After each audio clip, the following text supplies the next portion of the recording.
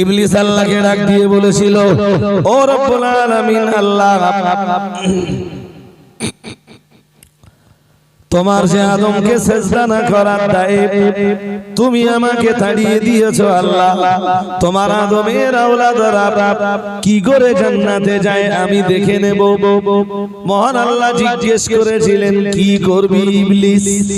ইবলিস সেদিন জবাবে বলেছিল, লা আতিয়ান্নাকুম মিন বাইনি আইদিহিম, ও রব্বুল আলামিন আল্লাহ, আমি আদমের আওলাদদেরকে ধোঁকায় ফেলবো সামনের দিক দিয়ে।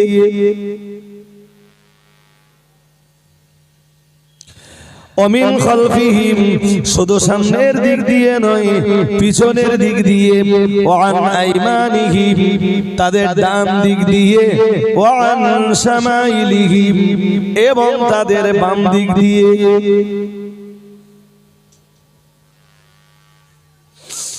গভীর মনে শুনুন যে মানুষগুলো বসেছে। আচ্ছা, কদিক হলো মোট? বলেন বলেন। সামনের দিক দিয়ে, পিছনের দিক দিয়ে, ডান দিক দিয়ে, বাম দিক দিয়ে, চার দিক দিয়ে ধোঁকায় ফেলবো। আমার জিজ্ঞেস করুন আয়াত কোথা থেকে পড়তেছি বলে দিচ্ছি।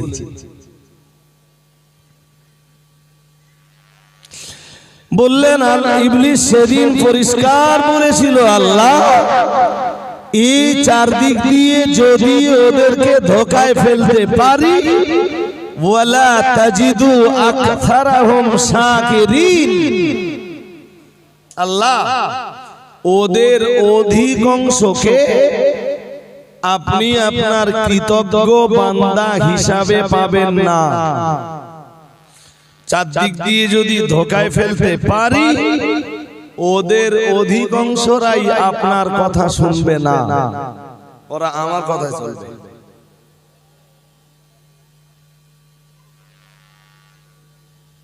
ইবলিস বলেছিল এটা। আজকের দৃশ্যটা দেশ জুড়ে ঠিক তাই। জয়, মুসলমানদের উচিত ছিল তো এটাই বলা, জয় ইসলামের জয়।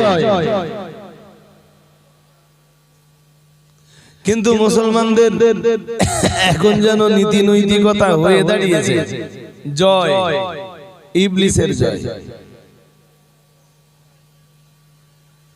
নাউজুবিল্লাহ। আরেকটু আওয়াজ দিয়ে বলুন, নাউজুবিল্লাহ মিন যালিক।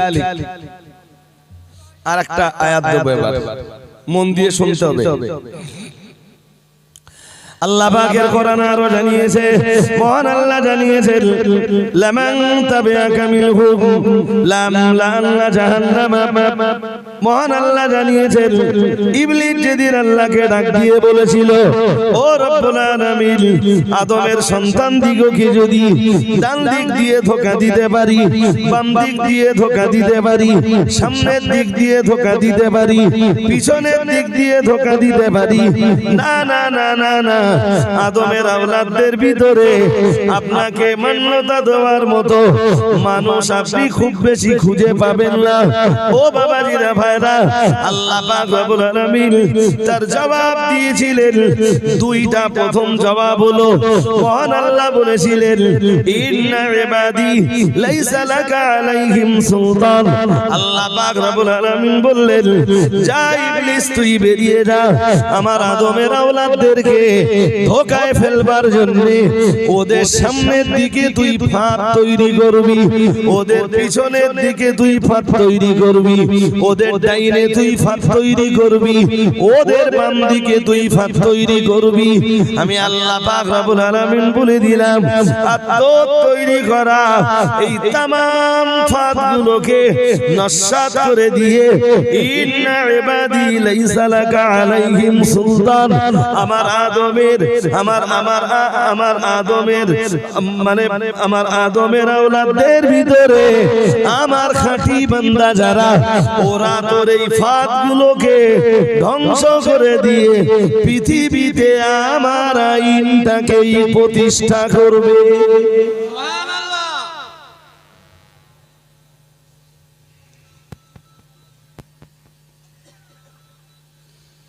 কি বলছিলাম? আল্লাহর জবাব দুইটা। প্রথম জবাবটা বলছি, এটা 15 পারা সূরা বানী ইসরাঈলের ভিতরে এই আয়াতটা পাবেন। ইবলিস যেই বলল ওদের সব দিক দিয়ে ধোঁকায় ফেলে ওদের অধিকাংশকেই আমি জাহান্নামী বানাবো, আল্লাহ বললেন যা ইবলিস বেরিয়ে যা, তোর যেটা করবার তুই করবি, তবে তুই মনে রাখিস আমার খালেস খাঁটি বান্দা যারা, তোর নেতৃত্ব তোর কর্তৃত্ব ওদের উপরে চলবে না, ওয়াকাফা বিরাব্বিকা ওয়াকিলা, বরং তাদের হেফাজতের জন্য আমি আল্লাহই যথেষ্ট হয়ে যাব। তুই তো ওদেরকে পাপের দিকে ডাকবি, বুলাবি, আহ্বান করবি, কিন্তু এর পরেও আমি আল্লাহ বলছি তোর আহ্বান, তোর নেদা, তোর আওয়াজে, তোর ওই বিষ মিশ্রিত মিষ্টি আওয়াজের দিকে আমার খাঁটি খালেস বান্দারা ভ্রুক্ষেপ করবে না। তোর এই বিষ মিশ্রিত মিষ্টি আওয়াজটাকে তারা মিষ্টি বলে মনে করবে না, তারাও মনে করবে তোর এই ছুরিটা বিষ মিশ্রিত ছুরি। ভাই যারা এসেছেন আর একবার অনুরোধ করছি, আমি বেগার বলছি না, বলো আমার এই কথাগুলোর ভিতরে কিছু না কিছু আপনি ধর্মজীবনকে নিয়ে চলবার জন্য পাবেন। ঠিক আছে, তুই যা, আমার আদমের আওলাদদের ডাইনে বামে সামনে পিছনে তুই ষড়যন্ত্রের জাল পেতে রাখবি, আর আমার আদমের আওলাদ যারা, খাঁটি আওলাদ যারা, আমার খালিস বান্দা যারা, ওরা তোর এই ষড়যন্ত্রের জালটাকে মাকড়সার জালের মতো ভেঙে ফেলবে।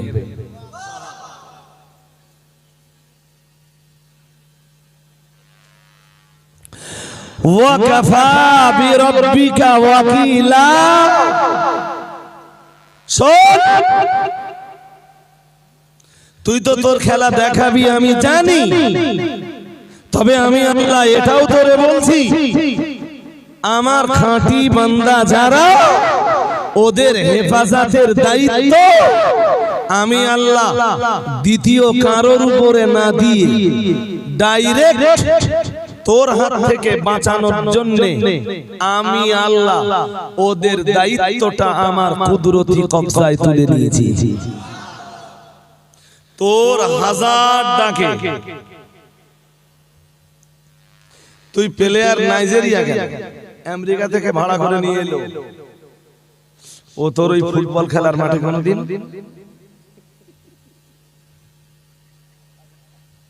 আমার কথা কি বুঝতেছেন নাকি? আরে নাইজেরিয়া তো বহু বহু বহু যোজনা দূরের কথা,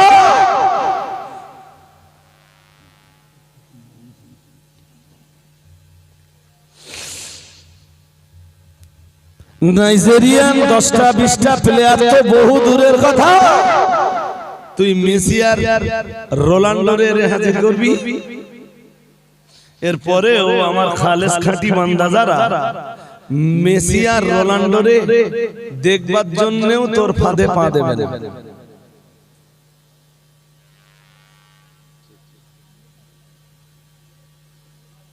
কোরআনকে যদি আপনি মনে করেছেন যে কোরআন পুরাতন হয়ে গেছে, আধুনিক কালে যা যা ঘটছে কোরআন আর এর জবাব দিতে পারবে না, তাহলে তো আপনার ভুল হয়ে যাবে, তখন আপনি রং। আপনাকে মনে করতে হবে এক্ষুনি যা যা হচ্ছে গোটা বিশ্বে, অল ওয়ার্ল্ডে কোরআনের কাছে জিজ্ঞেস করলে কোরআন সব জবাব দিয়ে দেবে। আর একটু মন খুলে বলো, আর কোরআন আল্লাহ সেই কায়দায় নাযিল করেছে, 1500 বছর আবু বকর, 1500 বছর আগে, 1400 বছর আগে, 1450 বছর আগে হযরত আবু বকর কোরআন যেমন দেখেছেন, 1500 বছর পরের মুসলমানরা কোরআন ঠিক তেমনই দেখছে। যারা কোরআন বোঝে ওরা মনে করে যে কোরআন এই মাত্র নাযিল হয়েছে এক্ষুনি।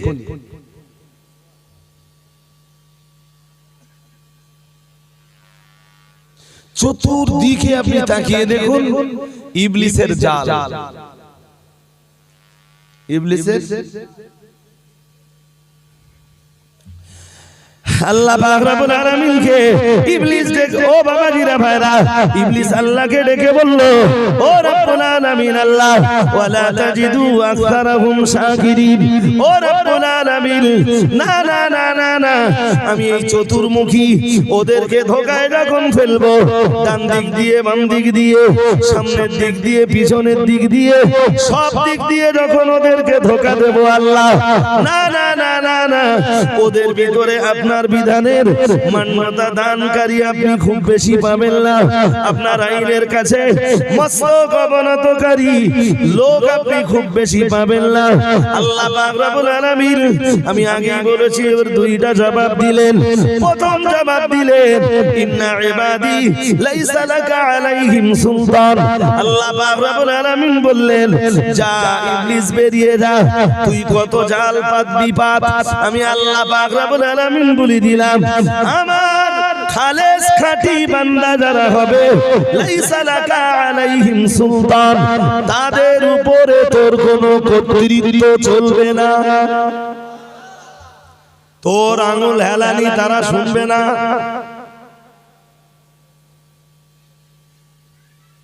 আমি দায়িত্ব নেব, এক্ষুনি এখান থেকে 15 দিন সময় দিই, যদি মেসি বা রোনাল্ডোকে ধরুন ভাবলা ফুটবল মাঠে আনা, ভবানীপুরের কিছু লোক যাবে না, কথা বলেন, যাবে। আচ্ছা, যদি এখান থেকে নপাড়ার মাঠে আনা হয়, বেশি যাবে। আর যদি পুরো এপারে হয়, ভুল হয়ে যাচ্ছে।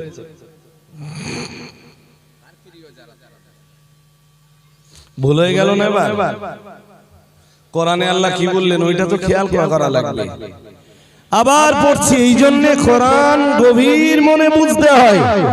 ইন্না ইবাদি লাইসা লাকা আলাইহিম সুলতান। সুবহানাল্লাহ। এখানে সুলতানের মানে হলো সুলতানাত, বাদশাহিত্ব, কর্তৃত্ব, নেতৃত্ব ইত্যাদি।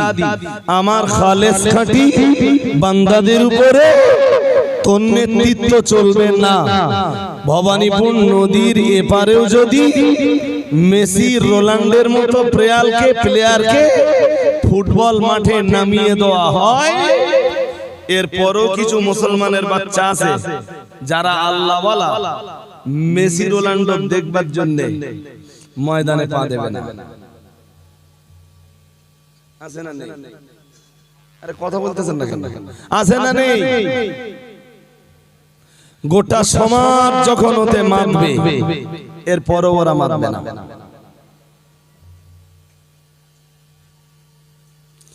ইসলামের ভিতরে খেলা না, যেটা আমরা বলছি খেলা, ইসলামে শুধু 3টি খেলা যায়। কয়টা? মুখস্থ করতে হবে। ইসলামের ভিতরে শেরশির 3টি খেলা যায়। নাম্বার 1 ঘোড় দৌড়, সেটাও জিহাদের জন্য। সেটাও মাঝে মাঝে কোথাও কোথাও আমাদের দেশে দেখা যায় তাহরিশের আয়োজন করা হয়। তাহরিশ, তাহরিশ বুঝেন? বুঝেন না? তাহরিশ হলো পশুর বিরুদ্ধে পশু খেপিয়ে দেওয়া, প্রাণীর বিরুদ্ধে প্রাণীকে খেপিয়ে দেওয়া, যেমন মোরগ লড়াই।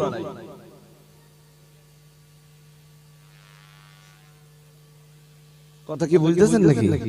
আমার অশুনে আপনার বাহবা দিতে হবে না, শুধু একটু একদম চলমান পরিবেশ পরিস্থিতি অনুযায়ী এইগুলো একটু মাথায় দেন। হাদিসে একদম স্পষ্ট এসেছে, না রাসূলুল্লাহ সাল্লাল্লাহু আলাইহি ওয়াসাল্লাম আনি তাহরিসি বাইনাল বাহাইম। ও বাবাজিরা ভাইরা, আল্লাহ পাকের নবীর প্রিয় সাহাবীদের বর্ণনা, না রাসূলুল্লাহ সাল্লাল্লাহু আলাইহি ওয়াসাল্লাম আনি তাহরিসি বাইনাল বাহাইম।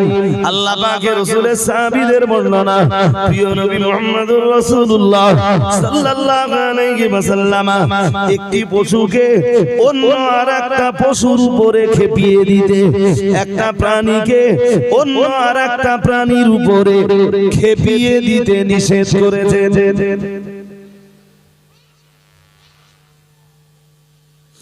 এটাই তো হযরত মুহাম্মদ সাল্লাল্লাহু আলাইহি ওয়াসাল্লাম, এটাই তো तमाम সৃষ্টি কুলের উপরে বিশ্ব নবীর দয়া।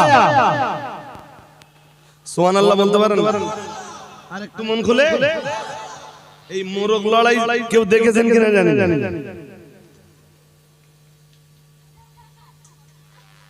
এখনো আছে না মোরগ লড়াই দেশে?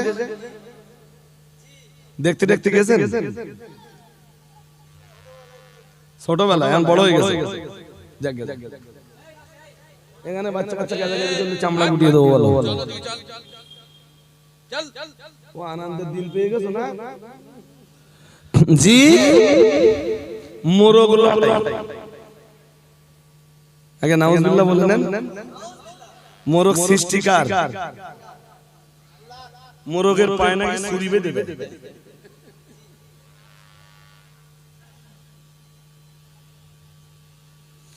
আল্লাহর সৃষ্টির উপরে, আল্লাহর সৃষ্টির উপরে এতটা জুলম, আল্লাহর সৃষ্টির উপরে এতটা অত্যাচার, তাও মোরগলে।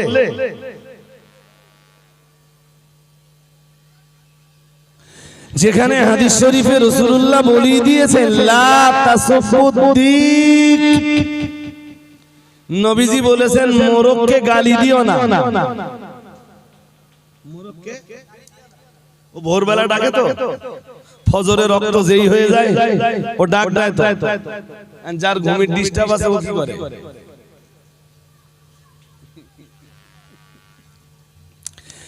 হাদিস শরীফের জন্যই বিবরণ দিয়েছে প্রিয় নবী মুহাম্মদুর রাসূলুল্লাহ সাল্লাল্লাহু আলাইহি ওয়াসাল্লাম।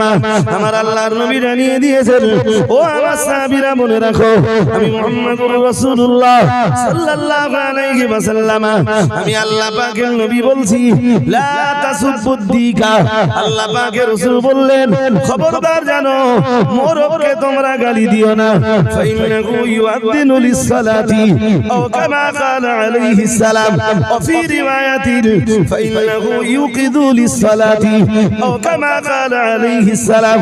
এরপরে দুটি বর্ণনা এসেছে, প্রিয় নবী মুহাম্মদুর রাসূলুল্লাহ সাল্লাল্লাহু আলাইহি ওয়াসাল্লাম একটা বর্ণনায় জানিয়ে দিয়েছেন, কারণ মোরগ মানুষকে নামাজের জন্য আযান দেয়। আরেকটু মন খুলে বলুন।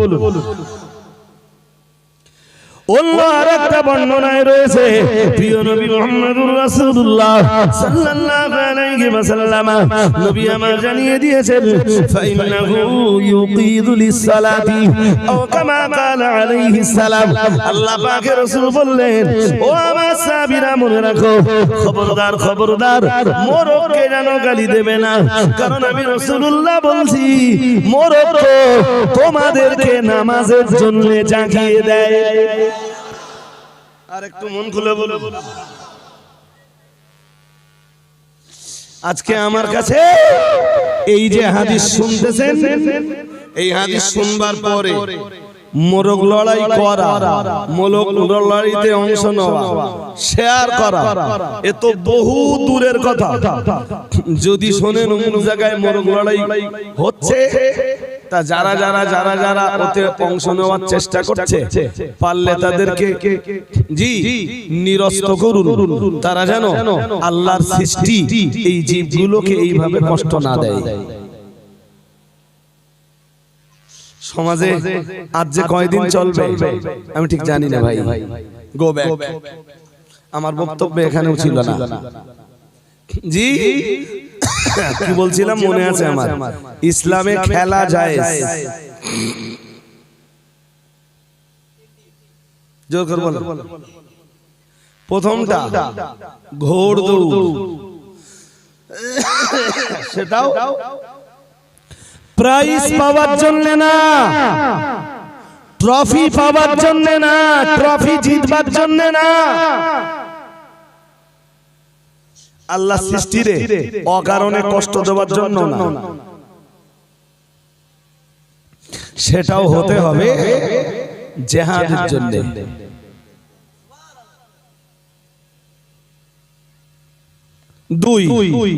নাম্বার 2, দ্বিতীয়টা হলো তীরন্দাজি, তীর নিক্ষেপ, সেটাও জিহাদের জন্য। শুনতেছেন নাকি? সেটাও জিহাদের জন্য। রাসূলুল্লাহ নিজে বলতেছেন, নিজে 3 নম্বর খেলা মুলাআবাতুর রাজুলি মা'a ইমরাআতিহি, 1500 বছর আগে রাসূল বলতেছেন স্বামী আর স্ত্রীর খেলা, এটা জায়েজ। সুবহানাল্লাহ। আরেকটু মন খুলে। এরপরে অনর্থক খেলা, লঘু কোনো খেলা না, অর্থহীন কোনো খেলা নয়। স্বামী স্ত্রীর খেলা জায়েজ মানে এই না যে ওরা দুজন লুডু খেলতে পারবে। স্বামী স্ত্রীর খেলা মানে এই না যে ওরা দুজন তাস খেলতে পারবে। স্বামী স্ত্রীর খেলা জায়েজ এর মানে এই না যে ওরা দুজন দুটো মোবাইল নিয়ে ফ্রি ফায়ার খেলবে। কথা কি বুঝতেছেন আমার? গোটা দেশ পুরো ধ্বংস হয়ে গেল না? গোটা দেশ যখন পতনোন্মুখ, গোটা দেশ যখন ধ্বংসের দুয়ারে দাঁড়িয়ে, গোটা মুসলিম জাতির, মুসলিম কমিউনিটির যুব সমাজ যখন জাহান্নামের দরজায় দাঁড়িয়ে, আমাদের মতো হুজুররা তখন এসে জনগণকে শুধু কেস্তা কাহিনী শোনায়। সুবহানাল্লাহ। বাবা শুধু তওবা করো, যা করেছো করেছো বাবা, তওবাটা ঠিকঠাক করলি তোমার জিন্দেগীর গুনাহ সব আল্লাহ মাফ করে দেবে। যুবক আজ পুরো পতনোন্মুখ। আজকের যুব সমাজ জাহান্নামের কিনারায় দাঁড়িয়ে, আজকের যুব সমাজ ধ্বংসের কিনারায় দাঁড়িয়ে, এদের বাঁচানোর উপায় কি?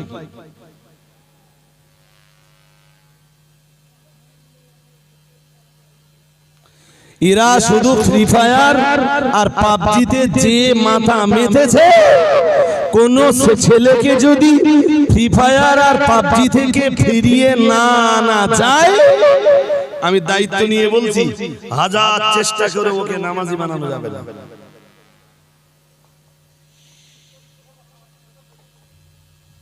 মন বাইরে দেন না, আওয়াজ দুচ্চারতে হবে। তবে এখানে এসে দেখছি আমার ওয়াজ যারা শুনবে, যে সব যুবক এক তারা নেই, 2 মা বোনরা এখনো ঘুরতেছে। আমি জান্নাত আর জাহান্নামের মালিক না। আমি মালিক হলে তো বলি দিতাম যে কটা ঢুকবে সব কটা জাহান্নামে দেব। শুনতেছেন? আমি জান্নাত জাহান্নামের মালিক না হলে তো বলি দিতাম যে যেসব মেয়েরা বেপরদায় ঘুরছে ওদেরকে ধরে জাহান্নামে দিয়ে দেব। জান্নাত আর জাহান্নামের মালিকানা কার? জোর করে বলুন তো। জান্নাত আর জাহান্নামের মালিকানা যার, তিনি জাহান্নামের ঘোষণা বেপরদা নারীদের জন্য দিয়েই রেখেছেন। সেটা যদি জলসা জুলুস উপলক্ষে হয় ওটা তো আরো নিন্দনীয়, আরো নিন্দনীয়। ছাড়ুন, আমি লম্বা কিছু বলবো না। কি যেন বোঝাচ্ছিলাম আমি আপনাকে আগেই বলেছি, প্রিয় নবী মুহাম্মদুর রাসূলুল্লাহ সাল্লাল্লাহু আলাইহি ওয়াসাল্লাম নবী আমার জানিয়ে দিয়েছেন দুনিয়ার মাটিতে আল্লাহ পাকের রাসূল বললেন তিনটি খেলা জায়েজ। ওই তিনটি জায়েজ খেলার বর্ণনা দিতে যে আমি শেষ বেলায় বলেছি মুলাআবাতুর রাজুলি মা ইমরাআতিহি আও কামা ক্বালা আলাইহিস সালাম, স্বামী আর স্ত্রীর খেলা। ও বাবাজিরা ভাইরা, সে খেলার পর্যায়টা ১৫০০ বছর আগে রাসূলুল্লাহ শিখিয়ে গেছেন। একদিন গভীর রাত, গভীর রজনী, রাসূলুল্লাহ তখন মদিনা মুনাফফারায় আম্মা জান আয়েশার ঘরে রাসূলুল্লাহ আরাম ফরমাচ্ছিলেন।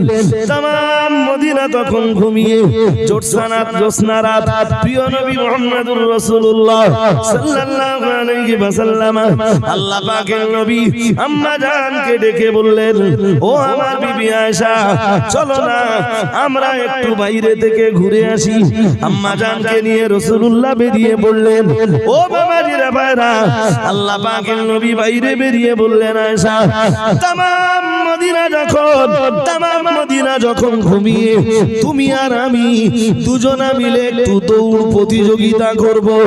ও বাবাজিরা ভাইরা, নবী আমার একটা স্টার্টিং পয়েন্ট দেখিয়ে দিলেন আর একটা দেখিয়ে দিলেন এন্ডিং পয়েন্ট। নবী বললেন, এখান থেকে শুরু, এখান থেকে শেষ। আয়েশা, দেখা যাক তুমি আমার আগে পৌঁছাতে পারো নাকি আমি রাসূলুল্লাহ আমি আগে পৌঁছাতে পারি। গভীর রাতের বেলায় ও বাবাজিরা ভাইরা, দুজনা শুরু করেছেন নির্দিষ্ট জায়গা থেকে, আর আল্লাহ পাকের রাসূলের পৌঁছানোর আগেই মা আম্মা জান আয়েশা সিদ্দিকা নির্দিষ্ট কেন্দ্রে পৌঁছে গিয়েছেন। ছোট্ট করে মুচকি একটা হাসি দিয়ে বললেন, হুজুর আপনাকে হারিয়ে দিলাম। সুবহানাল্লাহ বলবেন না? রাসূল শুধু একটাই কথা বললেন, আয়েশা জবাবটা আপেক্ষিক। আমার আবার ভাষা তো সবাই বোঝে না। আপেক্ষিক মানে কি জানেন? জবাবটা পাওয়ার জন্য কিছুটা সময় লাগবে। মানে সময় হলে জবাব পাবে। কয়েক বছর কেটে গেল, আম্মা জানের শরীর একটু স্থূল হয়ে গেল, বেশ একটু ভারী হয়ে গেলেন। আবার একদিন আম্মা জান আয়েশার ঘরে রাসূলুল্লাহ বিশ্রামে, গভীর রাত, তামাম মদিনা ঘুমিয়ে, জ্যোৎস্না রাত। চলো না আয়েশা, একটু আজ আবার মুসাবাকা,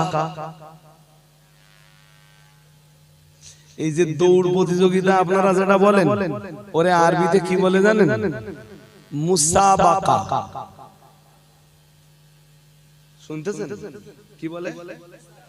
মুসাবাকা। বললেন, আয়েশা চলো না আজ আবার একটু মুসাবাকা। বললেন, চলো। মা আয়েশা আজও ভেবেছেন রাসূলুল্লাহকে হারিয়ে দেবেন। গতদিন যেখানে শুরু আজও সেখানে শুরু, গতদিন যেখানে শেষ আজও সেখানে শেষ। জি, প্রতিযোগিতা শুরু হলো, দৌড় শুরু হলো। আল্লাহর হাবিব বিশ্ব নবী আজ আম্মা আয়েশাকে হারিয়ে দিয়ে আগেই এন্ডিং পয়েন্টে পৌঁছে গেলেন। আয়েশার দিকে ফিরে একটু মুচকি হাসি দিয়ে বললেন, আয়েশা সেদিন আমার হারিয়ে দিয়েছিলে, বলেছিলাম জবাবটা আপেক্ষিক, সময় হলে জবাব দেব, নাও সেদিন হারিয়ে দিয়েছিলে, আজকে বিশ্বনবী তার জবাবটা তোমাকে দিলাম। আমরা যারা সংসার করতেছি, আমাদের সংসারে আছে তো শুধু মারামারি, কাটাকাটি, খিস্তি খারাপি, গালিগালাজ, দেখলে যেন মনে হয় সাপ আর বেজির সম্পর্ক, দার কুরুলের সম্পর্ক। সংসারটাকে তো সংসার বলে মনে হয় না, মনে হয় দুজনাই আছে জাহান্নামের টুকরায়।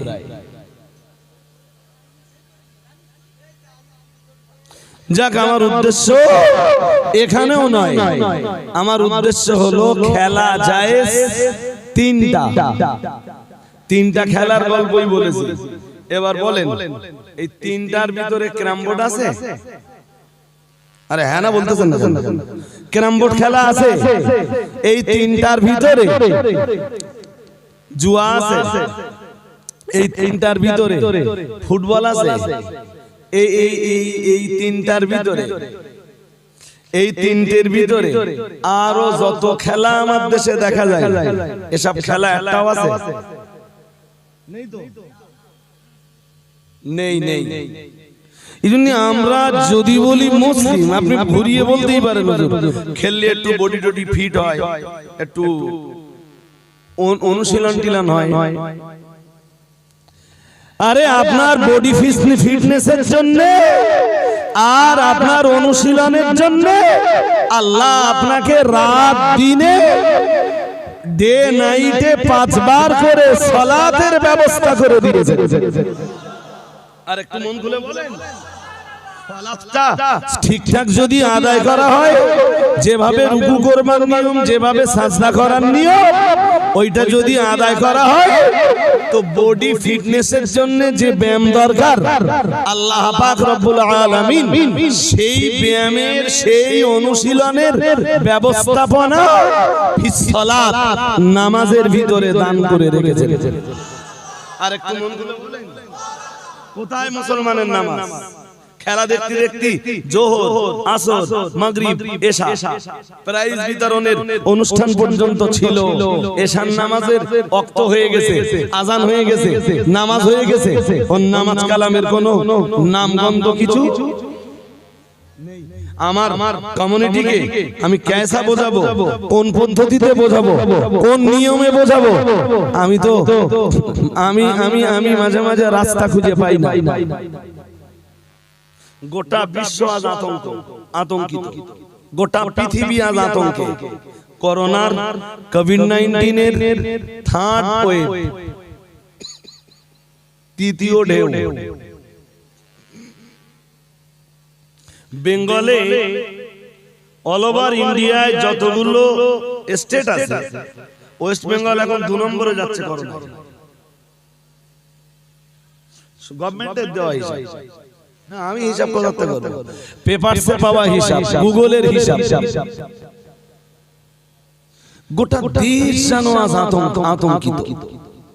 আবার 15 তারিখ পর্যন্ত এই বিধিনিষেধ চলতেছে। তো আপনি দেখেন না, 15 তারিখের পরে ফুল আবার লকডাউন করে দেয় কিনা। যদিও এটাও বলে রাখছি, লকডাউন করেও কিছু হবে না। কোন কিছু যদি আল্লাহর আযাব হয়, আল্লাহর গজব তৈরি হয়, কোন কিছু যদি আল্লাহর গজবের চেহারা নিয়ে পৃথিবীতে আসে, তো কোন দেশের প্রধানমন্ত্রী আর কোন রাজ্যের মুখ্যমন্ত্রী সেই গজবের এগেইনস্টে লকডাউন করে গজবকে কশিন কালেও রুখে দিতে পারে? আরে বাবা, আল্লাহর শক্তিকে বাধা দিতে পারে পৃথিবীতে এসা শক্তি কেউ আছে? তো তুমি লকডাউন করে কি করবে? আপনি বলুন, এর আগে দুবার লকডাউন হয়েছে, কি ঘোড়া ডিমটা হয়েছে?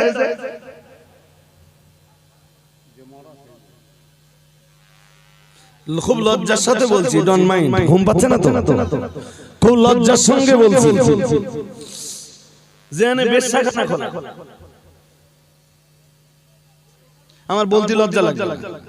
বার খোলা, লজ খোলা, পানশালা খোলা, হোটেল খোলা, রেস্টুরেন্ট খোলা, সিনেমা হল, মদের দোকান, স্কুল বন্ধ। জিজ্ঞেস করলি বলে যদি ছাত্র ছাত্রীদের করোনা হয় দায় কে নেবে? তো স্কুল বন্ধ রেখেও যেসব ছেলে মেয়ের করোনা হচ্ছে তাদের দায় নরেন্দ্র মোদী তোমার না মমতা ব্যানার্জি তোমার? আমার কথা বুঝতে পারেন? স্কুল বন্ধ রেখেও যাদের করোনা হচ্ছে তাদের দায়ভার কাদের? তাহলে তাদের দায়ভারটা নাও।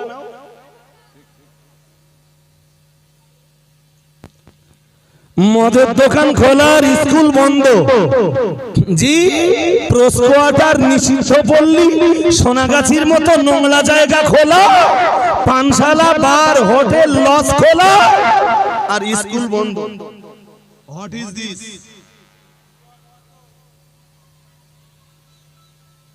লজ্জায় লজ্জায় মাথা নিচু হয়ে যায়। অথচ এই ব্যবস্থাপনা যারা করছে সবগুলো আপনার আমার মতো পান্তা খাওয়া ব্রেন তাদের না। তারা জিজ্ঞেস করলি বলবে আমাদের ঘি খাওয়া ব্রেন।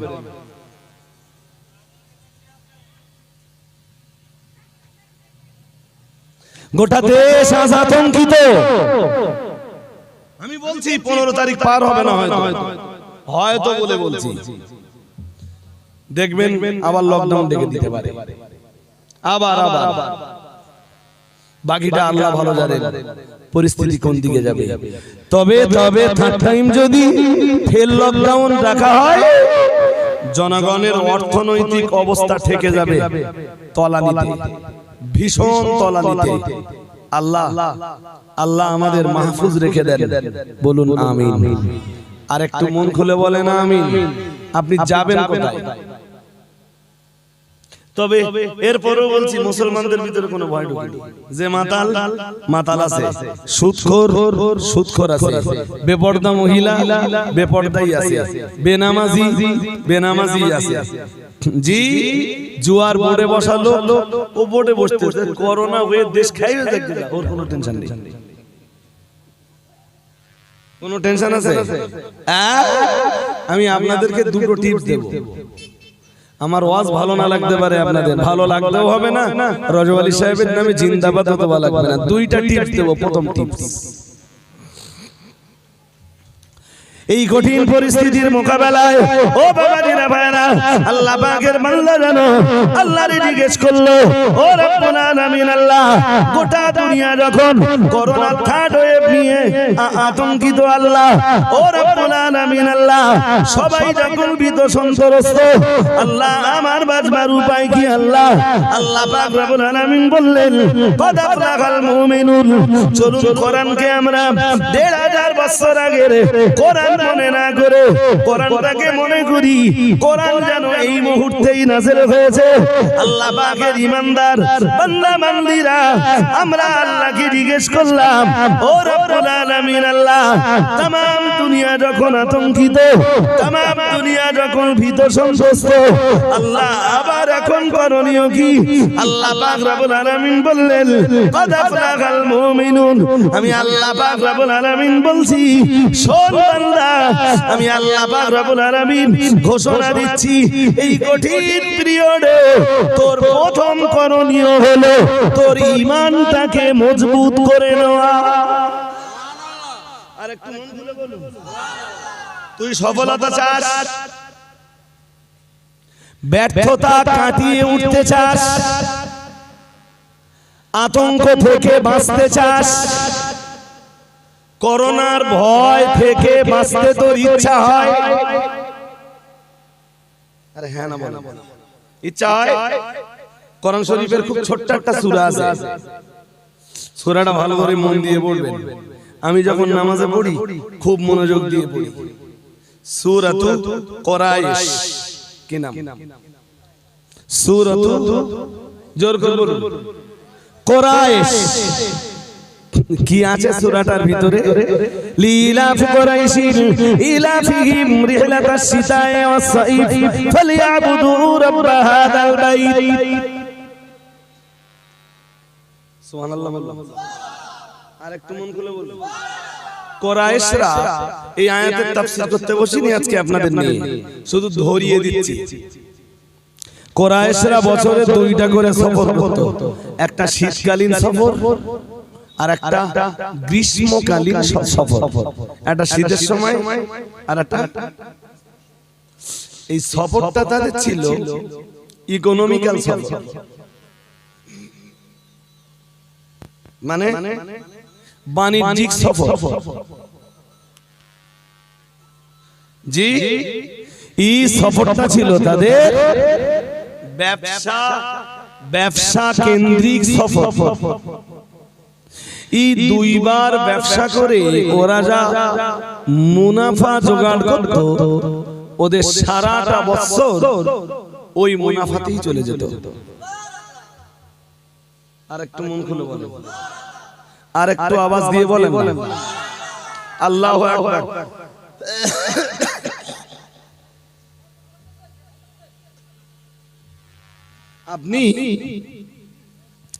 আপনি সকালবেলা ঘর থেকে বার হলেন, খুব বুঝে সুঝে তারপর উত্তর দেবেন। আপনার কাজের জায়গা মোরালিশা চৌমাথা, আপনার কাজের জায়গা মালতীপুর স্টেশন, কাজের জায়গা মালঞ্চ ব্রিজ। আচ্ছা, বাড়ি থেকে এই মালঞ্চ পর্যন্ত আপনি নিজে নিজে যান না আল্লাহ পৌঁছে দেয়?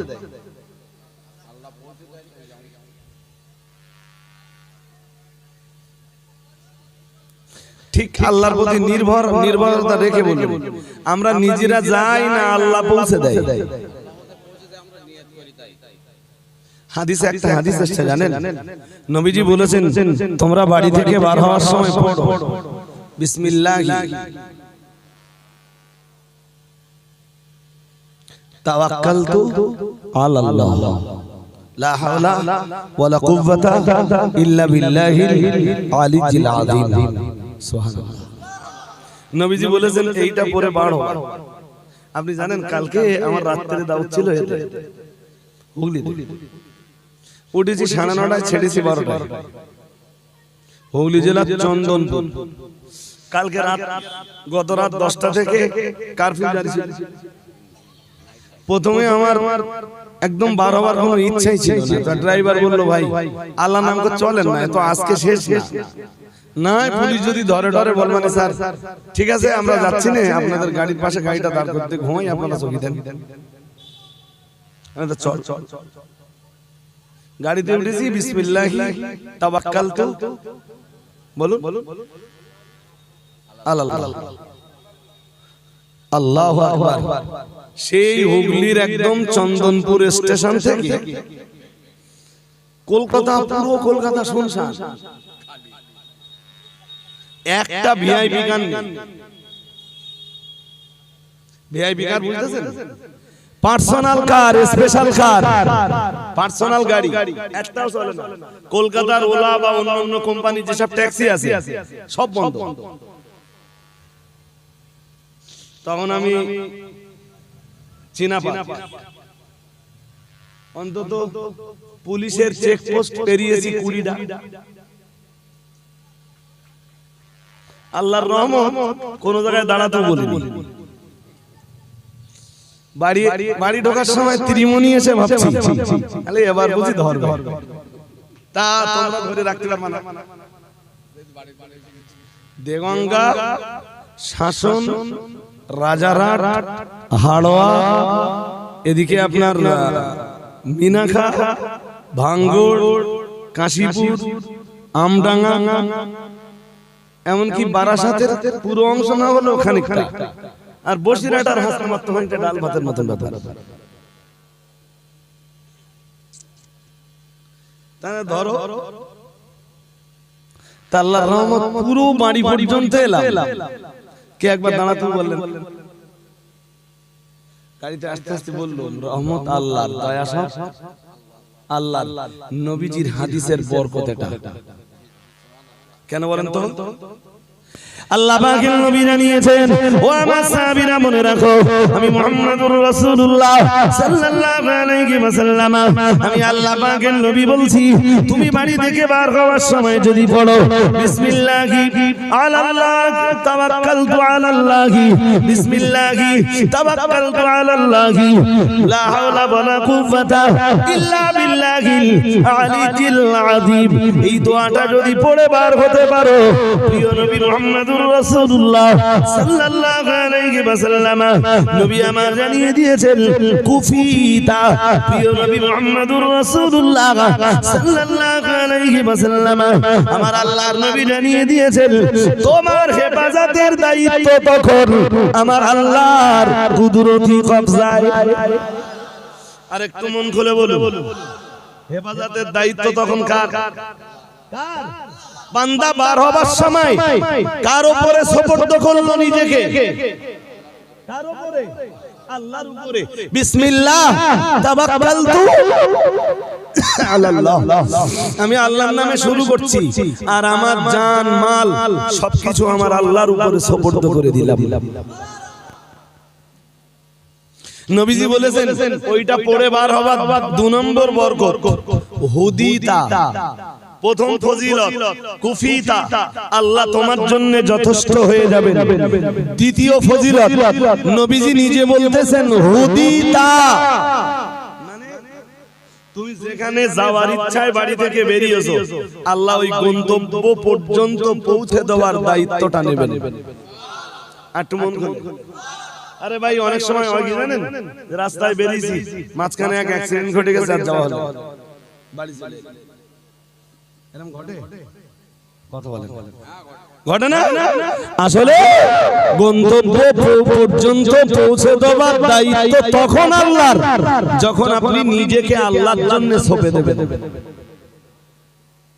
যাক, এই কোরাইশরা যে বছরে 2টো করে ব্যবসা করত, আচ্ছা এদের বাড়ি থেকে ওদের ব্যবসার জায়গায় পৌঁছে দেওয়া, ওদের ব্যবসার মালের হেফাজত করা, ওদের টাকার হেফাজত করা, সব দায়িত্ব কার?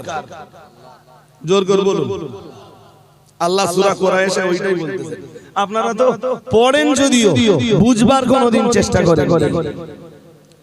আল্লাহ পাকের কোরআন জানিয়েছে, ও বাবাজিরা ভাইরা, মহান আল্লাহ জানিয়েছেন ফালিয়াবুদু রাব্ব হাযাল বাইত। আল্লাহ পাক রব্বুল আলামিন বললেন, শোন বান্দা, আমি আল্লাহ পাক রব্বুল আলামিন, হে কুরাইশরা তোরা মনে রাখিস, আমি আল্লাহ পাক রব্বুল আলামিন তোদের জীবনের নিরাপত্তা দিয়ে তোদের ব্যবসা বাণিজ্যের জায়গায় পৌঁছে দিলাম, তোদের ব্যবসা বিজনেসের জায়গায় পৌঁছে দিলাম, তোদের মালের নিরাপত্তা দিলাম, তোদের জানের নিরাপত্তা দিলাম, তোদের সম্পদের নিরাপত্তা দিলাম, তোদের টাকা পয়সার নিরাপত্তা দান করলাম। আল্লাহ পাক রব্বুল আলামিন বললেন, শোন বান্দা, শুধু তাই না, এই শীতকালীন সফরে আমি আল্লাহ পাক রব্বুল আলামিন ব্যবসায় তোদের প্রচুর পরিমাণ লভ্যাংশ দিলাম, প্রচুর পরিমাণ লাভ প্রদান করলাম। কিংবা এই গ্রীষ্মকালীন সফরে আমি আল্লাহই তো তোদের উপরে খুশি হয়ে রাজি হয়েছে, তোদের হালাল রুজি রুটির জন্য আমি আল্লাহই তো তোদের ব্যবসায় বরকত নাযিল করলাম। হে বান্দা, তোর নিরাপত্তা দিলাম, তোর জানের নিরাপত্তা দিলাম, তোর দেহের নিরাপত্তা দিলাম, তোর টাকার নিরাপত্তা দিলাম, তোর সময় সম্পদের নিরাপত্তা দিলাম, তোর বাণিজ্যের নিরাপত্তা দিলাম, তোর ব্যবসায় আমি আল্লাহ মুনাফা দান করলাম। এখন বান্দা, আমি আল্লাহ তোর জন্য আমার হুকুম হলো ফালিয়াবুদু রাব্ব হাযাল বাইত। মহান আল্লাহ বললেন, তুই এই কাবা ঘরের রবের জন্য সাজদা প্রদান করবি। আর একটু মন খুলে শোন, তোর জন্য তো আমি বহু বহু বহু কিছু করলাম। বল, তোর জন্য করিনি কোনটা? আমার লম্বা করে বলবার সময় থাকলে আর একটু লম্বা বললে বুঝতে আপনাদের সহজ হতো, অবকাশ নেই। তোর জন্য অনেক কিছু করেছি, এখন তোর উপরে একটা হুকুম চাপাচ্ছি, ফালিয়াবুদু রাব্ব হাযাল বাইত। তোরে যখন এত কিছু দিলাম, তা তুই মাথাটা নিচু করে একটু একটু আমার জন্য সাজদা দে না।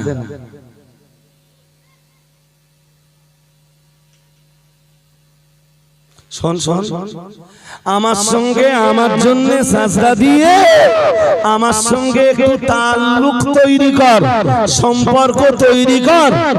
যে যে যে বান্দারা আমার জন্য সাজদা দেয় আমি আল্লাহ তাদের সঙ্গে আমার তাল্লুক সম্পর্কের গভীরতা তৈরি হয়ে যায়।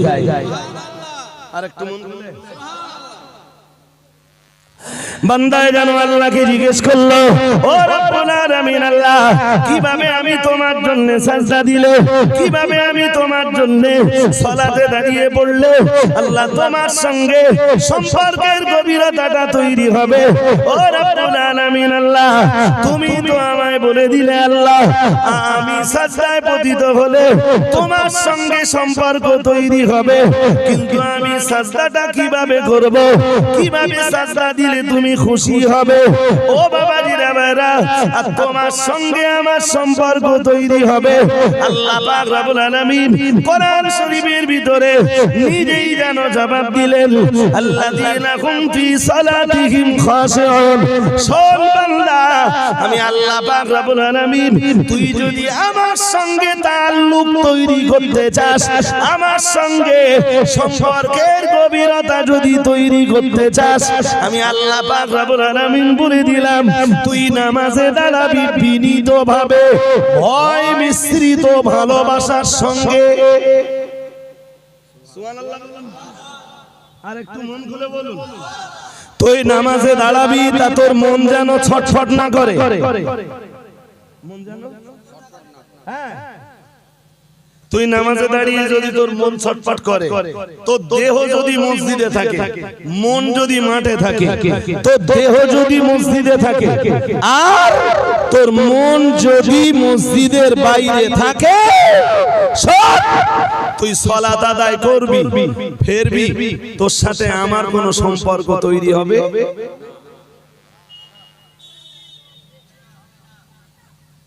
আমি কি আপনাদের বোঝাতে পারতেছি নাকি? আজকে বলো সত্যি সত্যি লোকজন বিরাট। আচ্ছা, এই ভবানীপুরের এপারে এসে কবে এত কম লোকজন এসে আমি জানি না। হয় কমিটি মানে এলাকার শ্রোতারা হুজুর পছন্দ করিনি,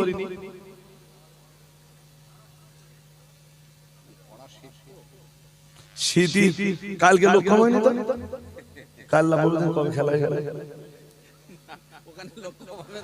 ওদিন ঠান্ডা কম ছিল, লোক কম হয়েছে।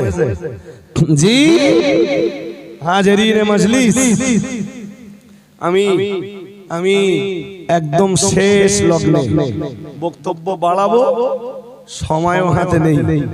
এদের তাই পাল্টা ফোন করে বলছিলাম জলসা 10টার ভিতরে ভেঙে দাও, কারণ 10টার পরে যাওয়া মানে এক্ষুনি গভর্নমেন্ট রুলসকে, গভর্নমেন্টের নিয়ম নীতিকে অ্যাভয়েড করা।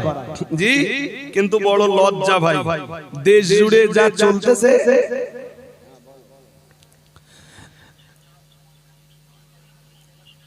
দেশ জুড়ে যেটা চলছে সেটা হলো, কিছু মনে করবেন না, আপনাদের ভবানীপুরের এপারে ঠিক আগুনটা ধরেছে কি জানি না, জুমার 2 রাকাত নামাজ পড়ে মসজিদ খালি,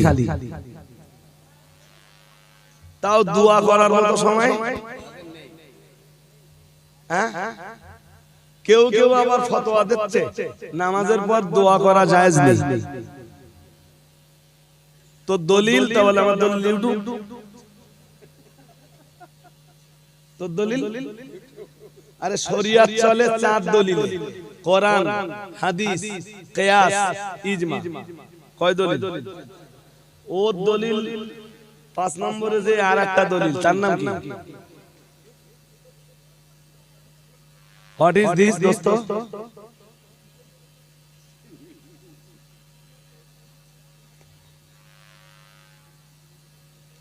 একদম সরাসরি প্রস্তাব দিচ্ছি আমি, ওদের যদি বসবার মতো তাকত থাকে, ঠান্ডা মাথা, সত্যি যদি নামাজের পরে দোয়া করলে গোনাহ হয়, তা আমরা যত লোক দোয়া করতেছি আমরা দোয়া করব, দোয়া করব না, দায়িত্ব নেব বলছি। তুমি যে তোমরা যারা দোয়া করার বিরুদ্ধে যাচ্ছ, তোমরা একদিন বসো, এটা ঠান্ডা মাথার প্রস্তাব, গরম না নেব। তোমরা একদিন বসো, এপারে বলবা আমি আসবানি, তোমরা কোন হুজুর আনবা আনো, আমি একা আসবানি, আর কেউ থাকবে না।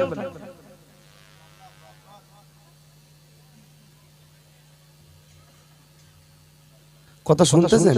আমি কারণ নেব না, আমি একলাই আসবো, তোমরা যার যার পারো আনো।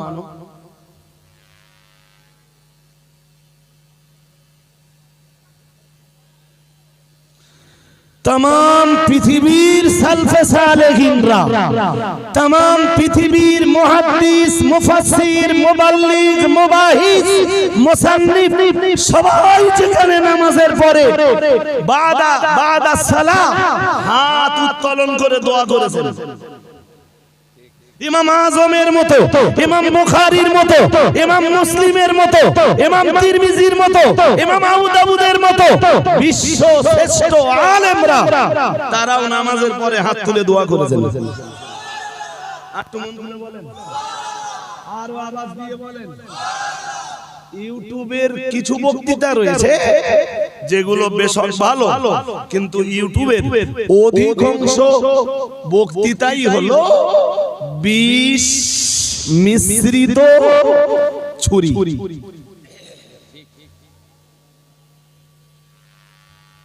তুমি তাই শুনে নামাজের দোয়াদানি না করে জুমার 2 রাকাত কোন রকম ঠেলে দিয়েও দৌড়চ্ছে।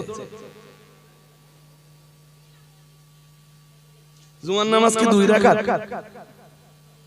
কথা বলেন না। শুক্রবারে নামাজ 2 রাকাত, ও ফরজ 2 রাকাত তাই পড়তেছে। ফরজ ওটা না, ওটা সৌদি সেই ওয়াহাবি নাজদীদের পোশাক। এদের জাত ওখানে যারা আছে, আমার কথা বুঝতে পারছেন জি? এদের জাত সৌদিতে যারা আছে ওরাও শুধু ফরজের গুরুত্ব দেয়, কিন্তু হাদিসে পরিষ্কার এসেছে, আল্লাহর হাবিব বলেছেন মান তারাকা সুন্নতি, যে সুন্নাত বর্জন করলো ফালাম ইয়ানাল শাফাআতি, রাসূলুল্লাহ বলেছেন হাসরের ময়দানে ও আমার সুপারিশ পাবে না। কে বলতেছে? রাসূল। তুমি ফরজ করে চলে যাচ্ছ, সুন্নাত একটাও পড়তেছ না, তোমার নবীর সুপারিশ জান্নাতে যাবার জন্য তোমার লাগবে না? তো যদি জান্নাতে যাবার জন্য তোমার নবীর সুপারিশ দরকার না হয় তাহলে ঠিক আছে, আর যদি বলো না নবীর সুপারিশ একটু দরকার আছে, তাহলে ফরজ আদায় করার আগে আর পরে যত সুন্নাত আছে সুন্নাতের প্রতি মর্যাদা দাও।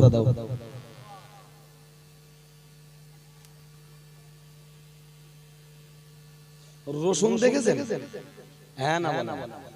আচ্ছা, কেউ যদি মনে করে রসুনের কষাপ ছাড়িয়ে ফেলবে, কিচ্ছু থাকবে?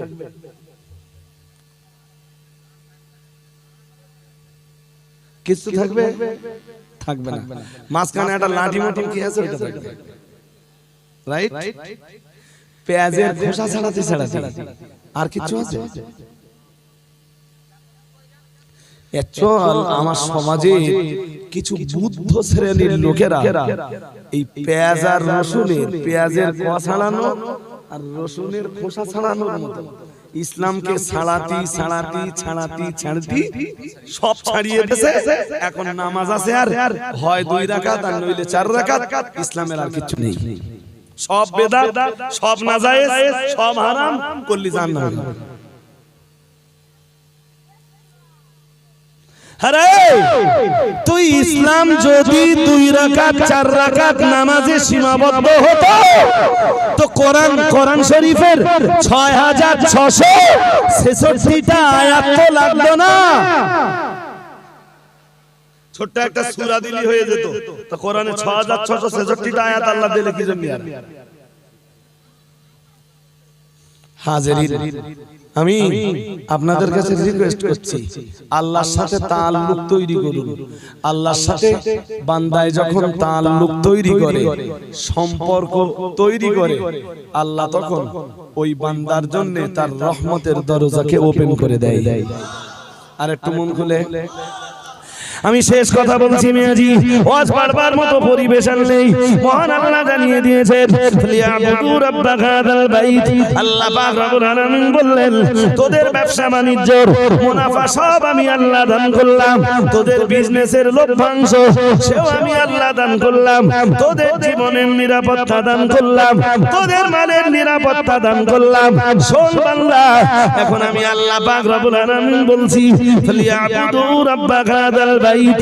এখন তোর কাজ হলো আমার জন্য তুই মাথা নত করে সাজদা প্রদান করবি, তুই তোর আল্লাহর সঙ্গে তাআল্লুক তৈরি করবি, তুই তোর আল্লাহর সঙ্গে সম্পর্ক তৈরি করবি।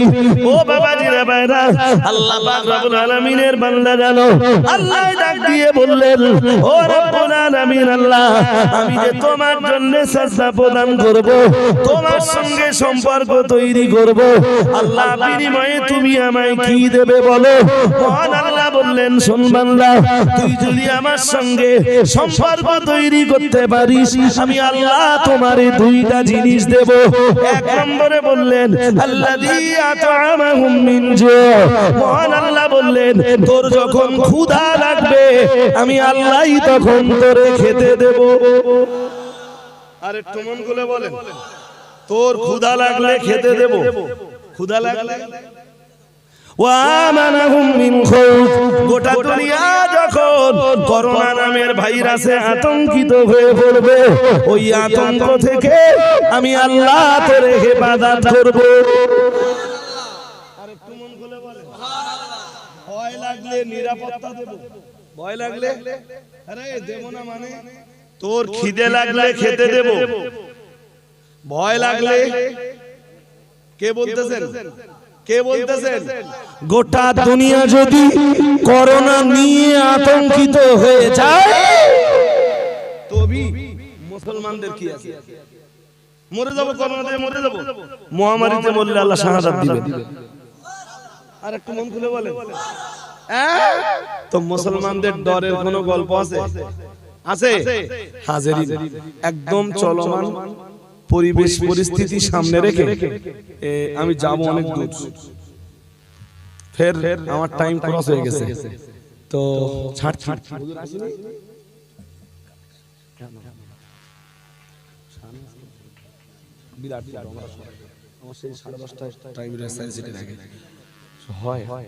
দরুদ শরীফ পড়ুন, আমার একটু বিদায় দেন। ভাই রয়েছেন, ততক্ষণে অল্প কিছু কথা বলতে বলতে